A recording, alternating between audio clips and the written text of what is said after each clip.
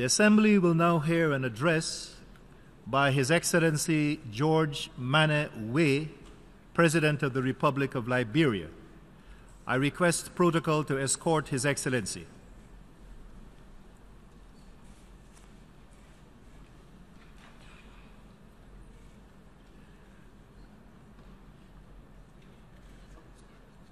On behalf of the General Assembly, I have the honor to welcome to the United Nations His Excellency George Manneh Weah, President of the Republic of Liberia, and to invite him to address the Assembly.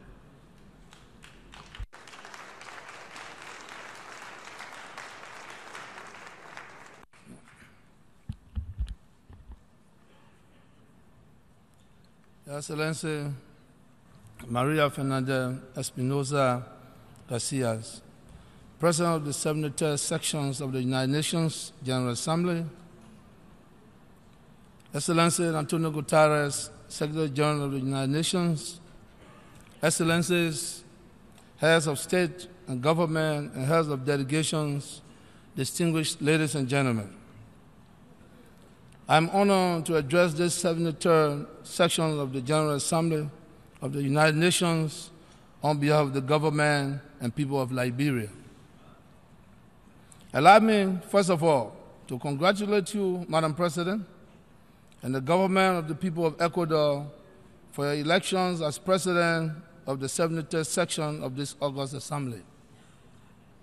With our eyes on history, Liberia takes special note and hails your selection as the 4th woman President of the General Assembly. Let me also express appreciation to Secretary General Antonio Guterres, whose dynamism and far-sighted leadership continues to strengthen the United Nations in the face of perennial global challenges. Madam President, distinguished ladies and gentlemen, just 2 weeks ago, we joined millions in Ghana and around the world to bid a final farewell to former UN Secretary General Kofi Annan, who devoted his life to peacemaking and conflict resolution, a calling I wish he was renowned and successful. With his passing, Africa lost one of its illustrious sons, and the world had lost one of the most outstanding diplomats of our time. May his soul rest in perfect peace. Madam President, distinguished ladies and gentlemen, late last year, Liberians participated in presidential and legislative elections, the result of which represented a major shift in the underlying fundamentals of the Liberian political dynamics. In an orderly, lawful, and a peaceful manner, Liberians voted in overwhelming numbers for a change for hope.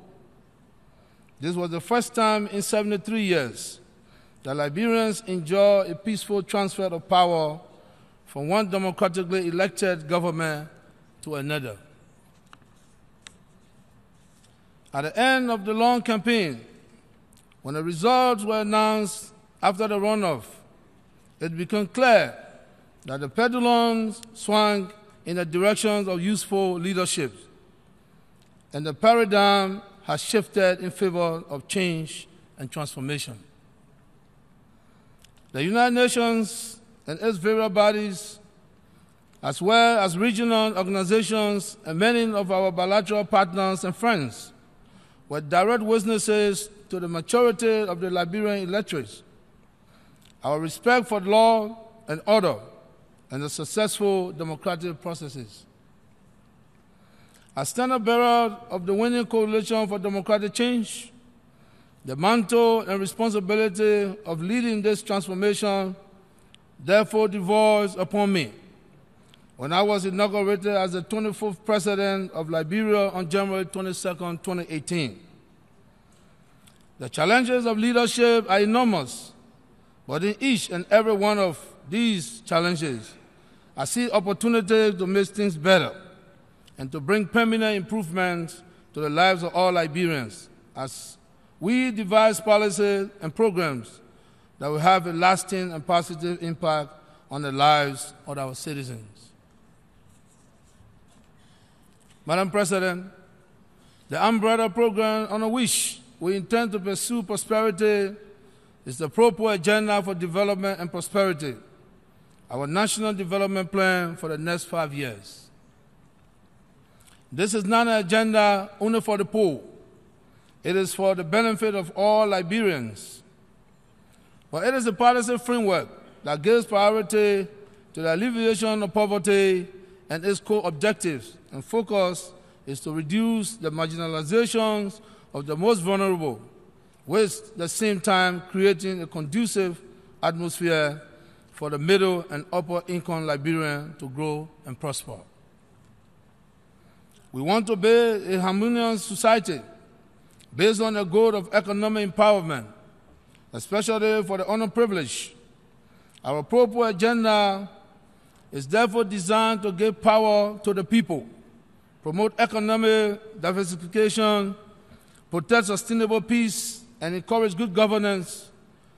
We appeal to our friends, bilateral partners, and private investors to support this agenda.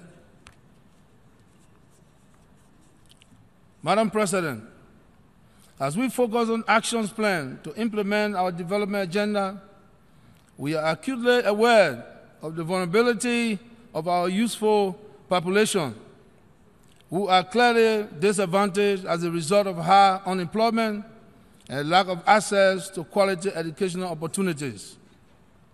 Our plan is to revise their unfortunate situations and make them productive citizens through the provision of adequate educational facilities at the high school and college levels.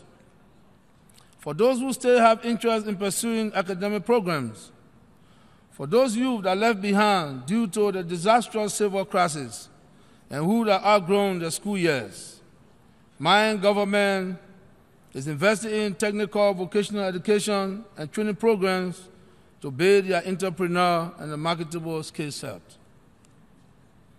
Being conscious of the importance and impact of infrastructure on social and economic development, my government has identified investment in roads, energies, and ports as our key priority, and it is therefore soliciting funding and other technical expertise to undertake these projects in pursuit of our goal to connect our cities and towns and strengthen our economy. Madam President, agriculture is Liberia's comparative advantage and has also been identified as one of our major poverty alleviation instruments because it will lead us to self-sufficiency in food production and self-employment, as well as open doors for industrialization. With the implementations of a new special economic zone, we intend to attract labor-intensive light manufacturing. Madam President, drawing from the experience of the 2014 Ebola epidemic that took the lives of thousands of Liberians and health workers, we intend to efficiently and properly organize our healthcare delivery system to ensure that the health and well-being of our people is improved. Finally, we are placing emphasis on national security in order to enable our people move and live freely without fear. With the recent withdrawal of the United Nations peacekeeping missions in Liberia, we are now in charge of our own security. We thank you for the sacrifices that you have made in securing and maintaining the peace in Liberia after our prolonged civil conflict. In this regard, we would like to express our personal appreciation to Mr. Farid Zarif of Afghanistan, who, as special representative for Liberia and the last head of the United Nations mission in Liberia from 2015 to 2018, supervised an orderly withdrawal of troops while simultaneously securing the peaceful environment that allowed a very robust political campaign to take place without incident. Madam President, my country has finally turned the corner with more years of peace than preceding years of war. guided by our peace agreement signed in Accra 15 years ago.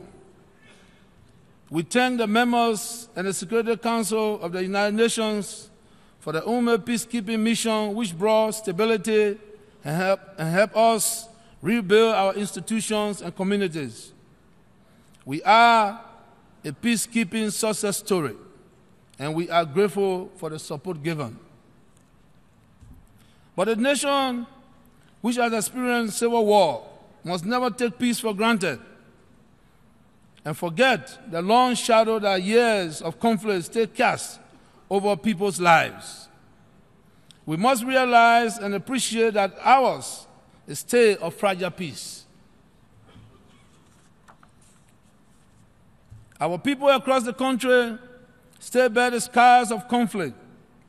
We therefore intend to initiate a series of national peace dialogue throughout Liberia.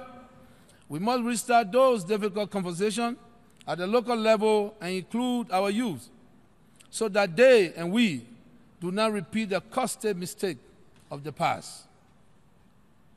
It is clear to me that these frank exchanges are an essential step in bringing lasting healing, reconciliation, and unity to our people. Our agenda is not one of division, but rather it is an agenda that intends to provide an enabling environment for the united and reconciled people to be able to benefit and prosper from the economic dividends of peace. Madam President, I recall with humility that I was once selected to serve as UNICEF Peace Ambassador, a mission which I undertook with passion, convictions, and commitment to support and inform the world of the principle of which this organization stands. I was also privileged to be appointed as Peace Ambassador for Liberia, a mandate to apply these principles, preserving and maintaining the peace which your peacekeeping mission has so successfully restored. I deeply and personally cherish these principles. And so today, in closing, I want to reaffirm the support of my government for the work of the United Nations in striving to achieve global peace, counter-terrorism, UN reform, security, good governance, and the advancement of the principle of universal human rights. We further reiterate our commitment to the rule of law, the alleviations of poverty, gender equality, the elimination of gender-based violence, and the empowerment of women, girls, and young people. I also believe that the overwhelming mandate I received from Liberian people is a mandate to end corruption in public service, and I remain fully committed to this task. Madam President, with your generous assistance and strong support, as well as that of other international institutions and member states, and with God's blessings, we will fulfill our agenda to lift our people from poverty to prosperity. I thank you.